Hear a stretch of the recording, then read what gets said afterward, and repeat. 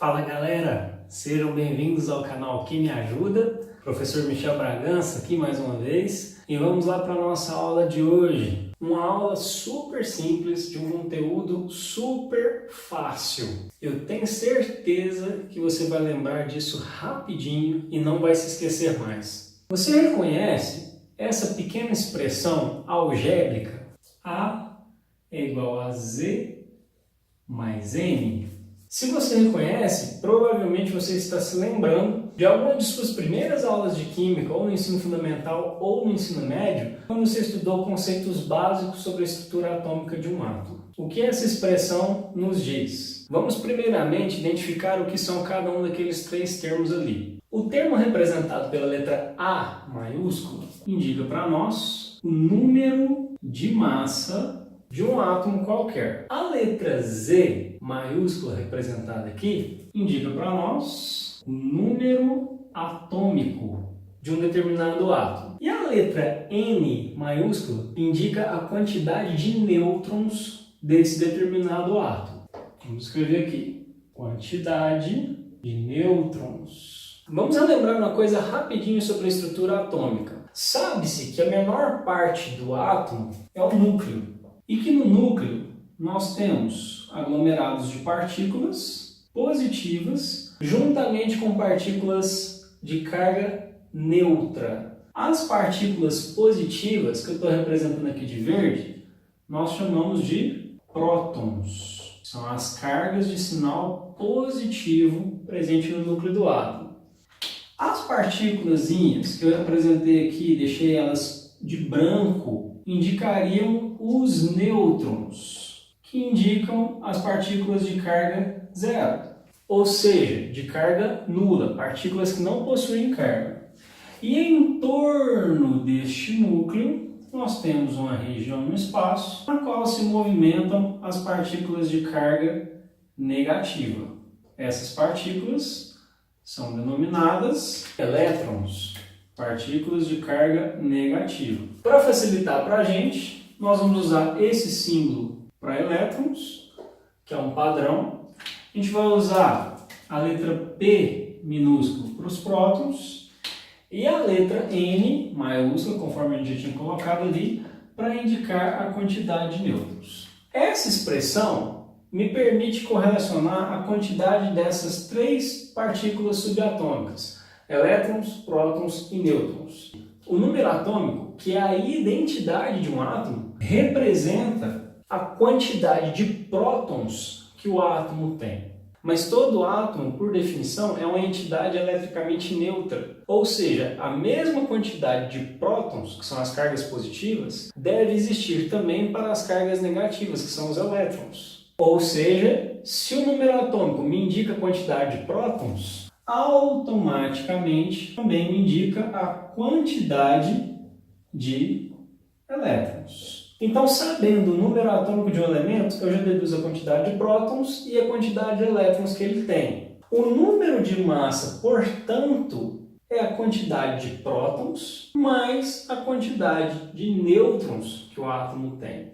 Ou seja, o número de massa de um átomo está relacionado apenas ao que existe na região nuclear. Quando Rutherford propôs o seu modelo atômico, foi descoberto experimentalmente que a massa do átomo é praticamente o que existe no núcleo, porque a massa dos elétrons é desprezível quando comparada à massa dos prótons e dos nêutrons. Portanto, o número de massa é a quantidade de prótons mais a quantidade de nêutrons. Essa expressão, portanto, vai te permitir descobrir a quantidade de prótons, elétrons e nêutrons que um átomo tem.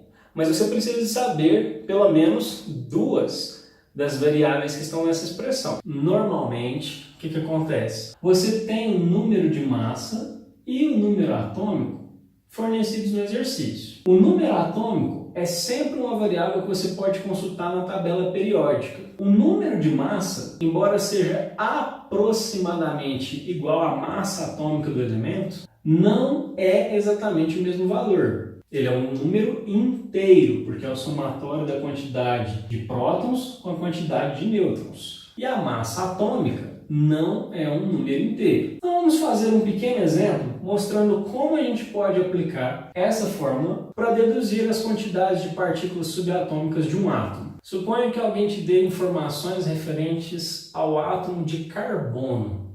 O átomo de carbono, que a gente representa pela letra C maiúsculo, possui um número atômico igual a 6 e um número de massa igual a 12, considerando que nós estamos falando do carbono de massa 12. E por isso estou falando número de massa e não massa atômica, porque eu estou me referindo apenas ao carbono 12. Normalmente, o número atômico você localiza na tabela periódica, ou na parte superior ou na parte inferior do símbolo do elemento químico. A anotação do elemento, quando é feito fora da tabela periódica, por padrão a gente sempre representa o número atômico subscrito à esquerda do símbolo e o número de massa sobrescrito também à esquerda. Então nós temos aqui um número de massa, que é representado por A, e nós temos aqui o número atômico, que é representado por Z. Ok? Qual é a quantidade de prótons, elétrons e nêutrons existentes em um átomo de carbono 12? Pelo número atômico, eu já consigo descobrir qual é a quantidade de prótons. Então, se o número atômico vale 6, eu já sei que este átomo possui 6 prótons, 6 partículas positivas no núcleo.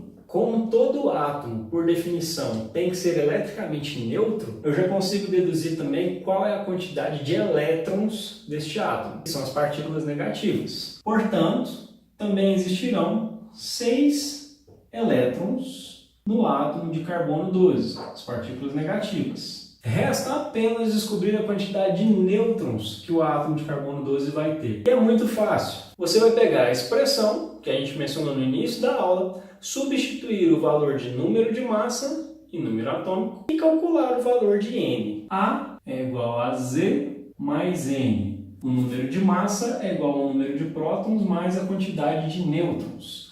Se o número de massa é 12 e o número atômico vale 6, eu consigo matematicamente descobrir qual é a quantidade de N. Basta eu fazer o quê? 12 menos 6 igual a N. Ou seja, neste átomo nós temos, além de 6 prótons, 6 elétrons, 6 nêutrons no núcleo, juntamente com os 6 prótons. E os 6 elétrons estão se movimentando na eletrosfera. E para descobrir a quantidade de nêutrons, basta eu aplicar o número de massa e o número atômico nessa expressão. Consigo calcular N. Então, muito obrigado por assistir mais uma aula. Se inscreva no nosso canal, deixe o seu like, compartilhe com todo mundo. Muito obrigado, um grande abraço e até a próxima aula.